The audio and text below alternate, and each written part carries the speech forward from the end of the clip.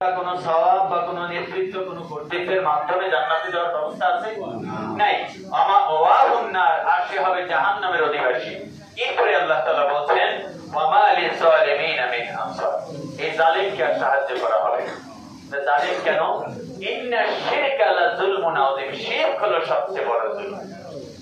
হুজুর এতক্ষণ বয়ান করলাম, আয়াত বুঝলাম, কিন্তু ব্যাপারটা কি? এই আয়াত কেন বললেন?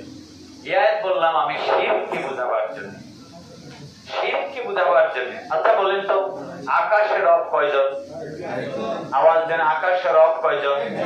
তিনি কে? আরশের রব কয়জন? জান্নাত কয়জনের হাতে? জাহান্নাম কয়জনের হাতে? পৃথিবীর রব কে? আমাদের রব কে? রিজিক দেওয়ার রব কে? সবকিছুর রব কে? তো সবকিছু যদি আল্লাহ হয়, তাহলে আইন দেওয়ার ক্ষমতা রাখেন কে? বিধান দেওয়ার ক্ষমতা রাখেন কে? যদি আকাশে দুইজন মানি তাহলে শিরক হবে, যে ব্যক্তি মুশরিক হয়ে যাবে। জমিনে রিজিক দাতা দুইজন তিনজন মানি তাহলে মুশরিক হয়ে যাবে। বিধান দাতা আইন দাতা দুই খালাকে খালুকে দোস্তকে কোনো নেতাকে মানি তাহলে এটাও শিরক হয়ে যাবে। সেই শিরক যারা করবে, আল্লাহ তাআলা এখানে ওয়াদা করেছেন, এখানে বলেছেন ফাকাদ হারামাল্লাহু আলাইহিল জান্নাহ, তার জন্য জান্নাত হারাম করে দেওয়া হবে। ওয়া মাওয়াহুমুন নার, আর তারা হবে জাহান্নামের অধিবাসী। ওয়ামা লিযালিমিনা মিন আনসার, এই জালিমদেরকে সাহায্য করা হবে না। রাসূল করিম সাল্লাল্লাহু আলাইহি ওয়াসাল্লাম মক্কাতুল মুকাররমায় দাওয়াত দিলেন। 13 বছর জুলুম নির্যাতন। আমরা বলি বলতে গিয়ে 16 বছর, আসলে 16 না, 53 বছরে আল্লাহর কোরআনের এই বিধান এই জমিনে আমরা পাই নাই। পেয়েছি? আল্লাহর জমিনে আল্লাহর আইন চালু হয়েছে এই 53 বছরে?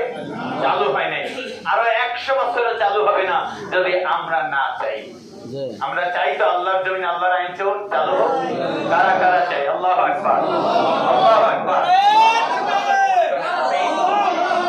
নারে তাকবীর, আল্লাহু আকবার। ইসলামের আলো ঘরে ঘরে জ্বালো, কোরআনের আলো ঘরে ঘরে জ্বালো, বাংলাদেশ জামাত ইসলামী জিন্দাবাদ জিন্দাবাদ।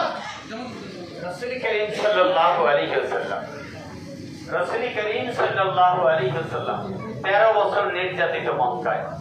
এরপরে নবীজি হিজরত করলেন দিনে না রাতে? দিনে না রাতে? রাতে। হিজরত দিনে হয়েছে না রাতে হয়েছে? রাতে। মায়ের দেশ, বাবার দেশ, দাদা পূর্বপুরুষের দেশ, কুরাইশ বংশ, বাইতুল্লাহ যেখানে, আল্লাহ রাসূল তিনি, আল্লাহ নবী তিনি এত ভালো মানুষ, আস-সাদিক আল আমিন, এত গুণ গরিমা সম্মানের অধিকারী, তারপরে তাকে দিনে হিজরত করা সম্ভব হয় নাই। পরিস্থিতি কি গরম ছিল না ঠান্ডা ছিল? এত উত্তপ্ত পরিস্থিতি ছিল, তার বিরুদ্ধে মৃত্যু পরোয়ানা জারি হয়েছে। আল্লাহ রাসূল হিজরত করে মদিনায় পৌঁছলেন। মদিনায় পৌঁছার সাথে সাথে মদিনার সকল লোকেরা ধর্ম বর্ণ নির্বিশেষে সব এগিয়ে আসলো। শান্তি চাই, শান্তি চাই, ইয়া রাসূলুল্লাহ, আপনার হাতে এই মদিনা গড়তে চাই, আপনাকে আমাদের শাসনভার বুঝিয়ে দিলাম। সুবহানাল্লাহ। নবীজি রাষ্ট্রের প্রধান হয়ে গেলেন। আপনারা খুশি না বেজার? কোরআনের মাত্র 5 পারা নাযিল হয়েছে, মাত্র 13 বছর পার হয়েছে, 25 পারাই বাকি। নবীজি রাষ্ট্রের প্রধান হলেন। এক এক করে করে 1 বছর 2 বছর করে করে 10 বছর নবীজি রাষ্ট্রের প্রধান ছিলেন। কয় বছর? বেঁচেও ছিলেন 10 বছর, তার মানে ইন্তেকাল পর্যন্ত রাষ্ট্রের প্রধান ছিলেন। তাহলে আপনার নবী আমার নবী রাষ্ট্রের প্রধান ছিলেন, এ কথা জানা দরকার কি দরকার না? আপনার ঘরে অনেক বই আছে, রাসূল সাল্লাল্লাহু আলাইহি ওয়াসাল্লামের জীবনী গ্রন্থ যদি থাকে তাহলে ধন্যবাদ, না থাকলে কালকেই কিনে নেবেন। আল্লাহ রাসূলের 23 বছরের জীবনটা আপনি জানবেন। 23 বছরের জীবনটা জানলে আপনি বুঝতে পারবেন যে আপনি কি রাসূলের উম্মত নাকি কোন দলের উম্মত। আপনি কি রাসূল আপনার নেতা নাকি আপনার অমুক নেতা তমুক নেতা। আপনার নেতা মানতে হবে বিশ্ব নবী মুহাম্মদ রাসূলুল্লাহ সাল্লাল্লাহু আলাইহি ওয়াসাল্লামকে সকল ক্ষেত্রে। রাসূলুল্লাহ সাল্লাল্লাহু আলাইহি ওয়াসাল্লাম 10 বছর রাষ্ট্রের প্রধান ছিলেন। কয় বছর? 10 বছর। তিনি ইন্তেকাল করার পরে হযরত আবু বকর সিদ্দিক রাদিয়াল্লাহু তাআলা আনহু 2 বছর 6 মাস, 2 বছর 3 মাস তিনি রাষ্ট্রের প্রধান ছিলেন। নাম আবু বকর সিদ্দিক রাদিয়াল্লাহু তাআলা, আমিরুল মুমিনিন, প্রথম খলিফা। তিনি ইন্তেকালের পরে হযরত ওমর ফারুক রাদিয়াল্লাহু তাআলা আনহু 10 বছর 6 মাস পর্যন্ত রাষ্ট্রের প্রধান ছিলেন। নাম কি? হযরত ওমর ফারুক রাদিয়াল্লাহু তাআলা আনহু পৃথিবীর অর্ধেকটা পৃথিবীর শাসক ছিলেন। তিনি রাষ্ট্রের প্রধান ছিলেন। তিনি 10 বছর 6 মাস রাষ্ট্র শাসন করেছেন। হযরত ওসমান গনি রাদিয়াল্লাহু তাআলা আনহু আসলেন পরে। হযরত ওসমান গনি রাদিয়াল্লাহু তাআলা একটানা 12 বছর রাষ্ট্র চালালেন। সুবহানাল্লাহ। নেতা আছে না নাই? নেতা আছে না নাই? হাতে কোরআন, কোরআন দিয়ে শাসন হয়েছে দেশ, সারা দুনিয়া। আর কোরআন ভুলে যাওয়ার কারণে আজকে মানুষ পাথর মেরে হত্যা করা হয়, গলা কেটে হত্যা করা হয়, মা ভাই বোন আপনজন আত্মীয় স্বজন পর্যন্ত পরোয়া করা হয় না।